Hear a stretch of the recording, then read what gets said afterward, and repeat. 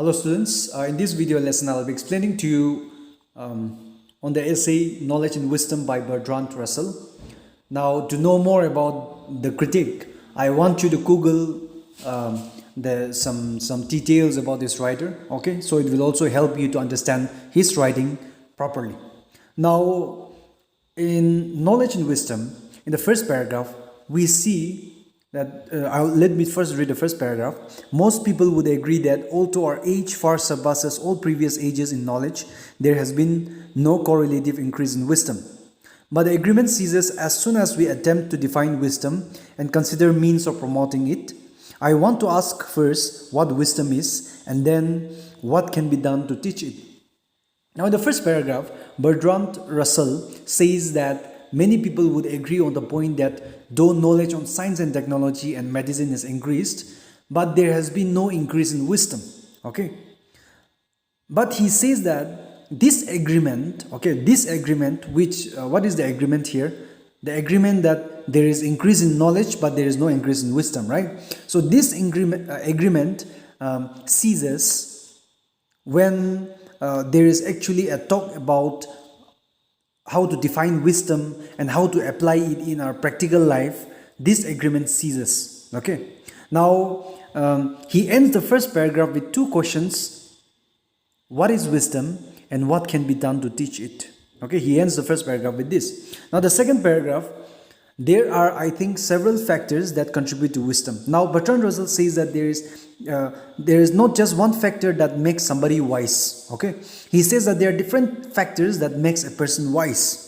Now of this, I should put first a sense of proportion. Okay, now he says that the first thing to be wise is that we need is a sense of proportion. Now according to your text in the second line of second paragraph, the meaning of a sense of proportion is the capacity to take account of all the important factors in a problem, right? Okay, and to attach to each its due weight. Now in simple words, he says that the ability to solve a problem, okay, by always studying its negative and then positive problems, okay, and then always trying to solve the problem. Now in other words, knowing how to balance things, okay, knowing how to balance things is a sense of proportion. Now he continues in the third line. He says this has become more difficult than it used to be owing to the extent and complexity for the specialized knowledge required of various kinds of technicians. Now he says that this is easier said than done, okay? Because in the field of specialized knowledge, the complexity of solving a problem has given less room for proportionate decision, okay? Now, suppose, for example, that you are engaged in research in scientific medicine. The work is difficult and is likely to absorb the whole of your intellectual energy, right? So he says that when you are working on a specialized developmental thing, okay, the work is so hectic that your mind is always caught up, so you don't have time to think about what effects will it have. Okay, so he gives an example in the last line. You see, the last second line, it says you have no time to consider the effect which your discoveries or inventions may have outside the field of medicine. Okay, you succeed, let us say, as modern medicine has succeeded in enormously lowering the infant death rate, and not only Europe and America but also in Asia and Africa. Now he says that suppose you have succeeded in coming up with a medicine that lowered down the death rate not only in America and Europe, but also in Asia and Africa. Now he says that what effect will it have, right? This, in second line, I will continue reading. This has the entirely unintended result of making the food supply inadequate and lowering the standard of life in the most populous part of the world. Now, though you have lowered the death rate, but the problem that it has caused was that the food supply became inadequate, okay, and the standard of life lowered down in many of the countries where the population is very high.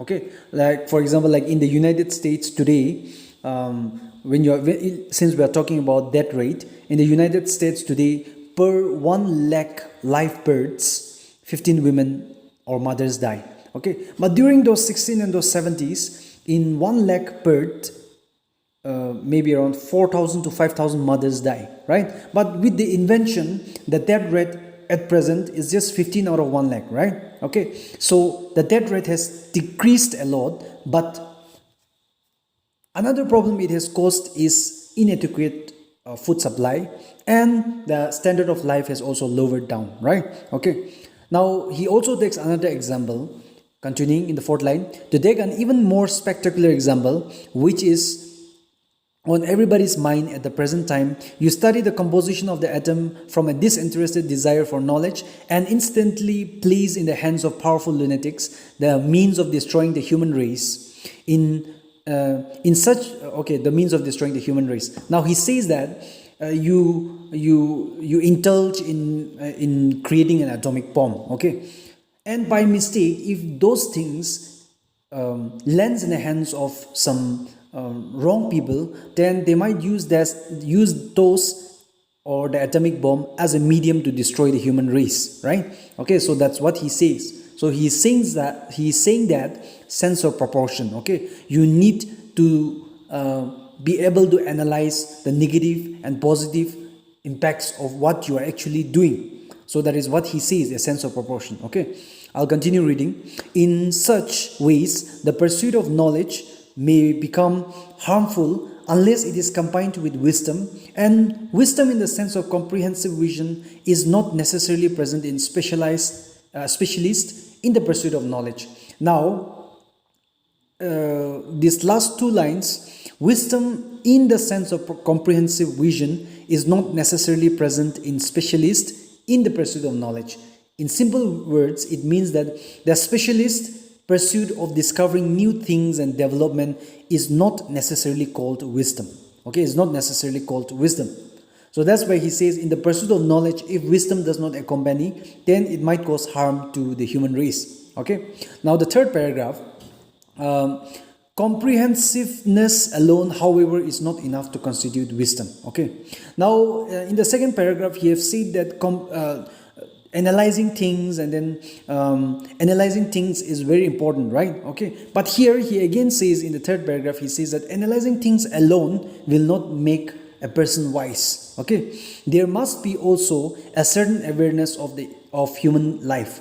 Now he says that analyzing everything is not important, balancing everything is not important, but even understanding whether your work or your decisions will affect someone or not, it is also very important. Okay, I'll continue reading. This may be illustrated by the study of history.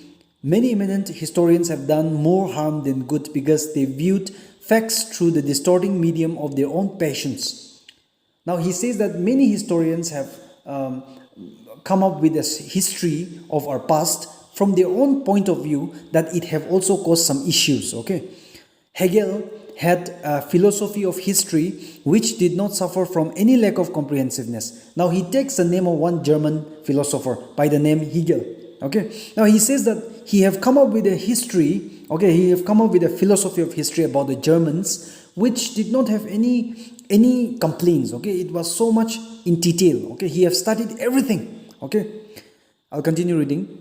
Since it started from the earliest times and continued into an indefinite future. Okay, but the chief lesson of history which he sought to inculcate was that from the year AD 400 down to his own time, Germany had been the most powerful nation and the standard bearer of progress in the world. Now in his writing, okay, in Hegel's writing, he says that since the year AD 400 down to the present, Germany has been the most powerful country. Okay, Germany has been the most standard country, and they are the master race. That's what he was trying to say.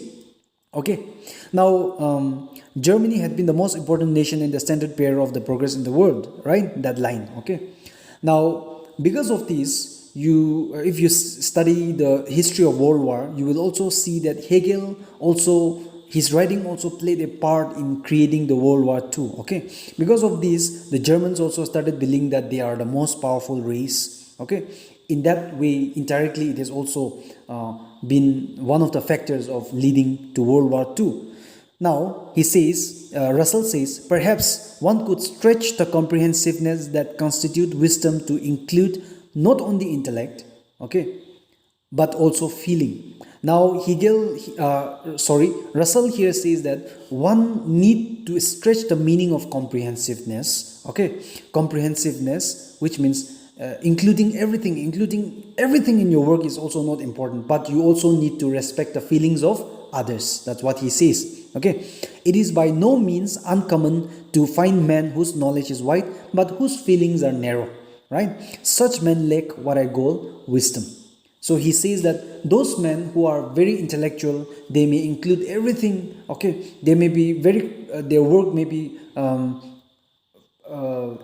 maybe tip top, okay, they may have included everything in their research or their work, but if they fail to respect the feelings of others, then he says they are not wise. Okay, then he says that this kind of people are not wise actually. Why? Because Hegel wrote this philosophy of history about the Germans, and because of this, the Germans started believing that they are the master race, and the other, of course, for sure, the other countries also had a feeling of discomfort on this writing, right? Okay, so because of this, it has also hurt the sentiments of many other people. So he says that such men who lack the feeling of understanding people, he says, lack wisdom. Now, in the fourth paragraph, Bertrand Russell says that wisdom is not only necessary in public life but also in private life. Okay, so he says, I'll read the fourth paragraph, the first line. It is not only in public ways but in private life equally that wisdom is needed, right? It is needed in the choice of ends to be pursued and in emancipation from personal prejudice. Okay, now he gives 2 points here, right? He says that wisdom is needed for what? He says 2 points, okay?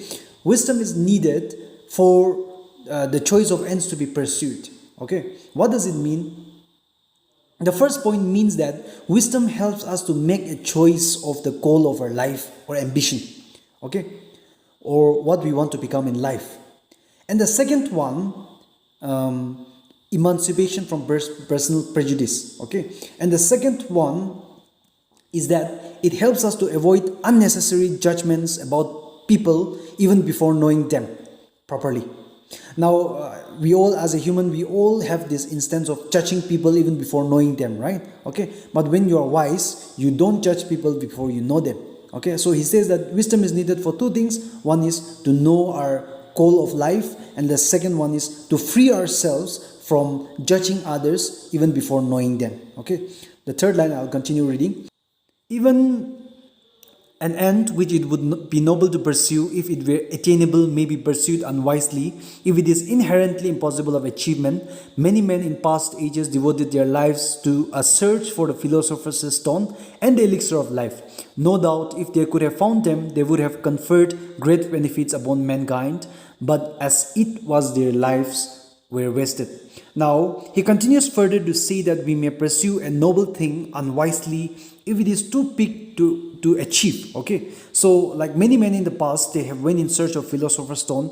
Now, this philosopher's stone, okay, during those days they believed that this can cure any sickness. Now, the elixir of life, you all know that once you have the elixir of life, you will be immortal, right? So Russell says that, of course, if they have found these things, humankind would have been helped, right? This could have conferred a great benefit to mankind, but actually it was not attainable, right? Because of course it could have given benefit to mankind, but actually it was not attainable, and with unwise decision they have went in search of this philosopher's stone and the elixir of life, and they have wasted their life. Okay, so that's what he is trying to say, that once you decide something, you need to actually think about it. You need to be wise enough whether it is attainable or not. Okay. Now, relating on this point, he gives another example in the last second line. To descend to less heroic matters, consider the case of 2 men, Mr. A and Mr. P, who hate each other and through mutual hatred bring each other to destruction. Suppose you go to Mr. A and say, why do you hate Mr. P? He will no doubt give you an appalling list of Mr. P's vices, partly true, partly false. And now suppose you go to Mr. P, he will give you an exactly similar list of Mr. A's vices with an equal admixture of truth and falsehood. Suppose you now come back to Mr. A and say, you will be surprised to learn that Mr. B says the same things about you as you say about him, and you go to Mr. P and make a similar speech. This first effect, no doubt, will be to increase their mutual hatred, since each will be so horrified by the other's injustice. But perhaps, if you have sufficient patience and sufficient persuasiveness, you may succeed in convincing each other that the other has only the normal share of human wickedness, and that their enmity is harmful to both. If you can do this, you will have instilled some fragment of wisdom. Now, Russell also takes an example, simple example of Mr. A and Mr. P, okay, who hate each other. Now, suppose you go to Mr. A and ask why he hate Mr. P, he would give his justification partly true and partly false. And likewise, Mr. P will also say the same thing about Mr. A. And thus, if you convey them what they think about each other, the hatred between them will grow even stronger, right? But if you have enough patience to make them understand that humans have their own share of weaknesses, and then humans have their own share of weaknesses and wickedness, then what happens is that the enmity between them might actually cool down, okay, if you make them understand with patience. Now he says that if you can do this, you have instilled some fragment of wisdom. Now the next paragraph, I think the essence of wisdom is emancipation as far as possible from the tyranny of the here and now. Okay. Now he says that the essence of wisdom is freeing ourselves as far as possible from the control of our selfishness, from the control of our sense organs. Okay. Now I'll explain you further. I'll read the second line. We cannot help the egoism of our senses. Sight and sound and touch are bound up with our own bodies and cannot be impersonal, right?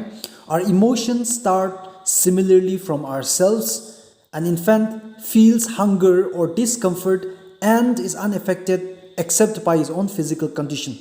Gradually, with the years, his horizon widens and in proportion as his thoughts and feelings become less personal and less concerned with his own physical states, he achieves growing wisdom. Now, this means that when we are born, okay, as an infant, we are only led by our sense organs, like the sense of sight, touch, and sound, okay, while wisdom is not inborn, but is acquired in a slow process of growth. And thus an infant is selfish because he is just led by his sense organs. That is, as Russell have stated, sight and sound and touch. Whereas wisdom, we acquire it later on. We are not born with wisdom, okay? So, as this young infant grows, he get to know the people around him, he get to know the world around him, and thus his wisdom grows, okay? His wisdom grows. Now with this, I want you to reconnect you with the first line, that is, I think the essence of wisdom is emancipation as far as possible from the tyranny of the here and now, right? So he says that the essence of wisdom is freeing ourselves as far as possible from the control of our sense organs, of being selfish, okay? So when a young baby is born, since he or she is led only by his sense organs, he tends to be selfish. He only thinks about himself or herself, okay? So this is what it means. I will continue reading. This is of course a matter of degree. No one can view the world with complete impartiality, and if anyone could, he would hardly be able to remain alive. Now Russell here says that even though, since he has said that human beings by birth we are selfish when we are led by our sense organs, okay, he says that we are selfish, but he says that we need to work towards impartiality, right? But he also says that nobody can be completely impartial, okay? Nobody can be completely impartial.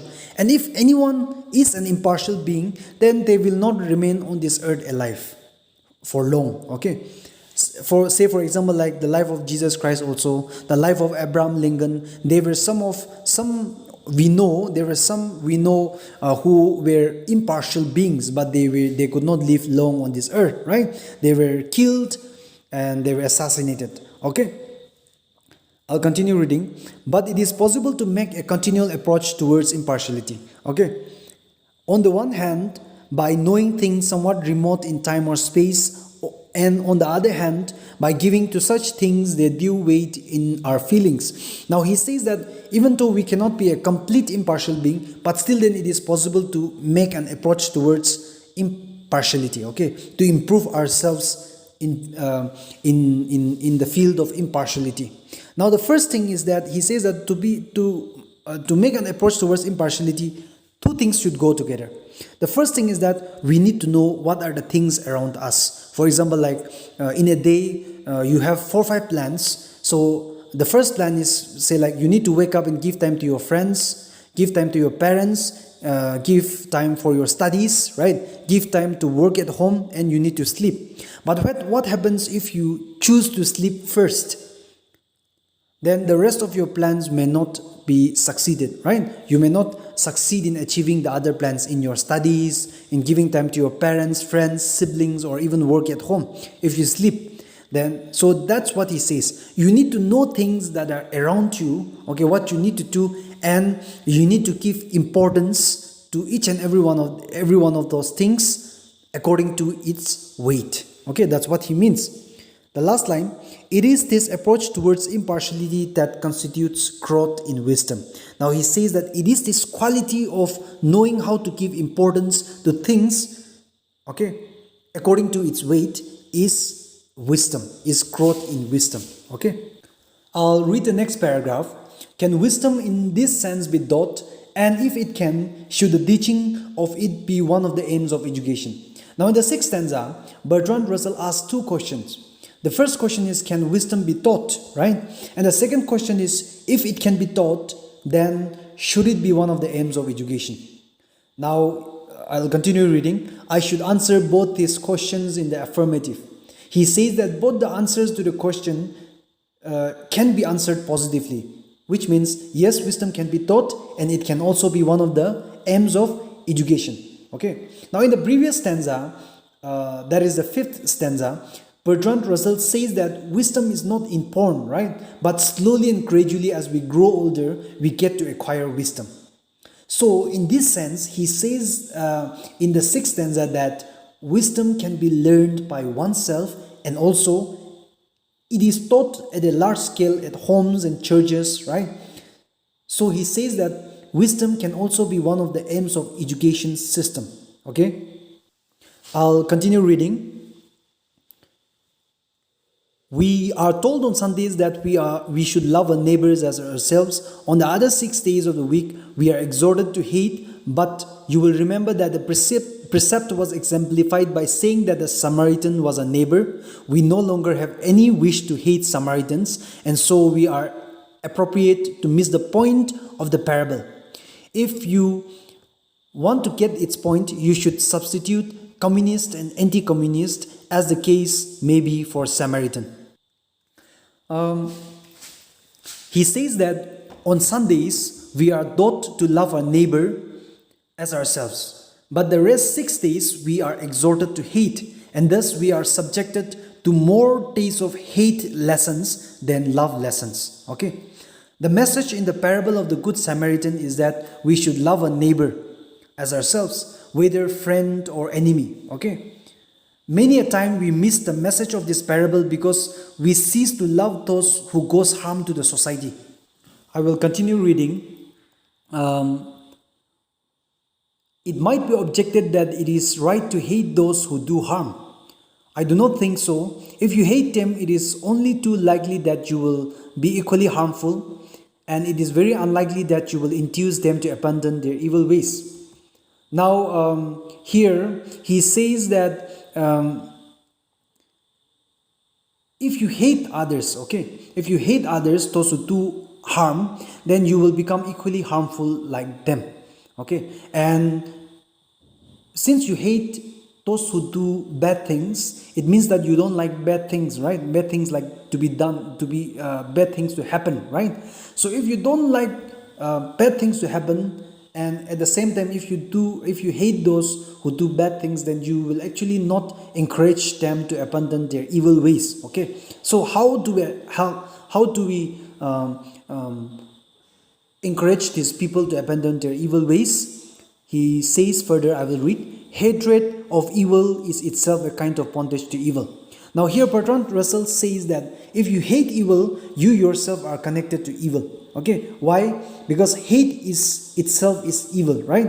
So when you hate evil, the word hate is in you, right? The quality of hate is in you. That's why he says a hatred of evil is itself a kind of bondage to evil. Okay, now what is the way out?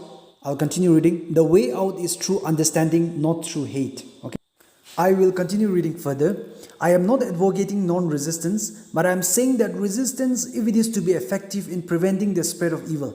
Now here Russell says that he is not saying we are not supposed to resist. Okay, we are supposed to resist, but not through hate, right? Not through hate. And he says that if resistance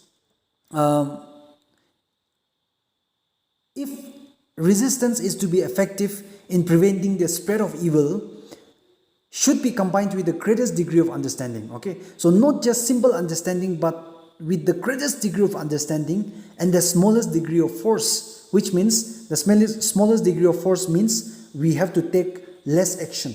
Okay, we should be less. We should actually not show our emotions to them, that we hate them. Okay, but we should understand. We should understand, okay, that is compatible with the survival of the good things that we wish to preserve. Okay, so it is only these things, that it is only through understanding that you may, or you might, or you will destroy or help others to abandon their evil ways, and not through hate. That's what he says. Okay, so the next paragraph. It is commonly urged that a point of view such as I have been advocating is incompatible with vigor in action. What does it mean? He says that it is commonly urged that the point of view which I have been advocating, what have Russell been advocating? He has been saying that wisdom is a sense of proportion, right? Knowing how to balance things. Wisdom is understanding people, understanding the feelings of others, right? In the previous paragraphs that has already been explained. Okay, wisdom is not hating those who those who do bad things, but to understand. Okay, but to understand the greatest degree of understanding. So all these things which he has been advocating, he says that people have the opinion that what have he been saying is not actually applicable in real life, okay, in practical life. But what does he say in the second line? He says, I do not think history bears out this view. He says that all these things which I've been saying, people say that these are actually not possible in practical life, right? But he says that I don't think history says that. Queen Elizabeth I in England and Henry IV in France lived in a world where almost everybody was fanatical, either on the Protestant or on the Catholic side. Both remained free from the errors of their time, and both, by remaining free, were beneficent and certainly not ineffective. Now, if you look at the history, Queen Elizabeth I and Henry IV also lived in a time where the tensions between these two these two groups, that is the Catholic and the Protestant, was very was not at a normal pace. Okay, they hated one another because of their own reasons. Okay, because of their own beliefs. Queen Elizabeth herself belonged to Protestant, right? Queen Elizabeth herself belonged to Protestant, but she never hated the Catholics also. She took proper decisions. Okay, as a queen, she was impartial towards the Catholic and at the same time Protestant as well. Okay, likewise Henry IV also. So he says that Queen Elizabeth I and Henry IV have lived in a time where there were a lot of religious tensions, but still then they were not impartial. Okay, the last second line, Abraham Lincoln conducted the Great War without even departing from what I have called wisdom.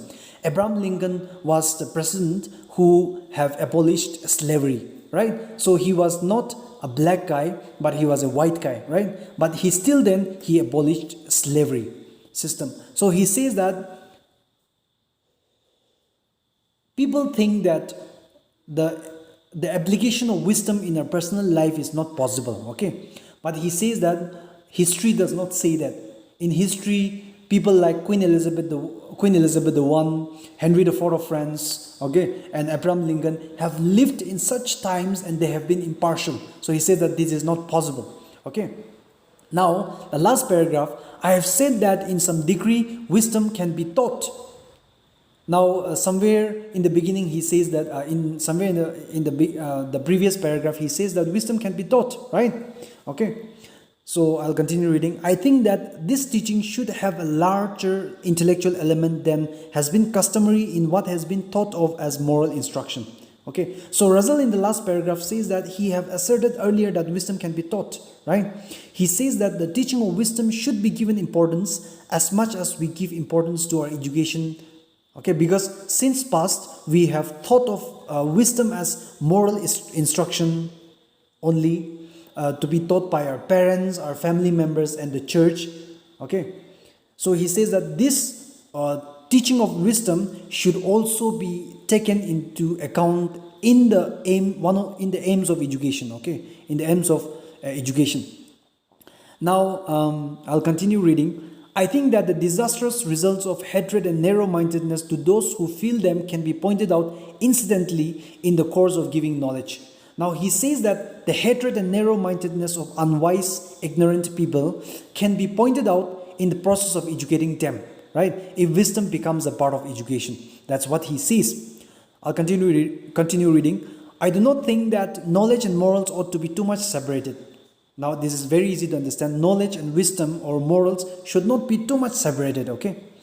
It is true that the kind of specialized knowledge which is required for various kinds of skills has very little to do with wisdom, but it should be supplemented in education by wider service calculated to put it in place in the total human activities. Even the best technicians should also be good citizens, and when I say citizens, I mean citizens of the world and not of this or that sect or nation.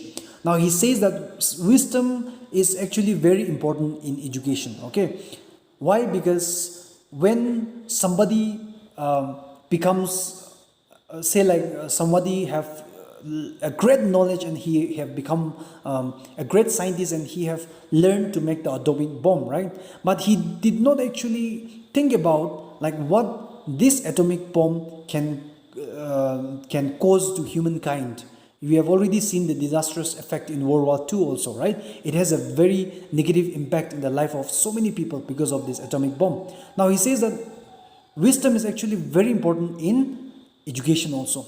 So he says that wisdom should also, the teaching of wisdom or the teaching of morals should be an important part in education, okay? In teaching an educated person, so that that person will not just become a citizen of his own country, a citizen of his own state or own tribe or own community, but he says that that person should become the citizen of the world. Okay, I'll continue reading. With every increase of knowledge and skill, wisdom becomes more necessary. Okay, for every such increase augments our capacity of realizing our purposes and therefore augments our capacity for evil if our purposes are unwise, right? So with our growing knowledge, of course, with our growing knowledge, it may also do positive things, but it also gives the capacity of doing bad things as well, right? So in order to control our mind in doing bad things, wisdom is very important. That's what he says, okay? The world needs wisdom as it has never needed it before, and if knowledge continues to increase, the world will need wisdom in the future even more than it does now. Okay, so he ends by saying that wisdom, even at present, is very important. It's very needed, right? So even in future, 10, 20, or how long the humanity lives, he says that wisdom will be an integral part, okay, in actually controlling human beings or making human beings realize that their actions may affect human race, okay? Their actions may affect the feelings of others, okay? Their actions may destroy the human race also, right? So in order to actually balance all these things, he says wisdom is actually necessary in every human being's life, okay?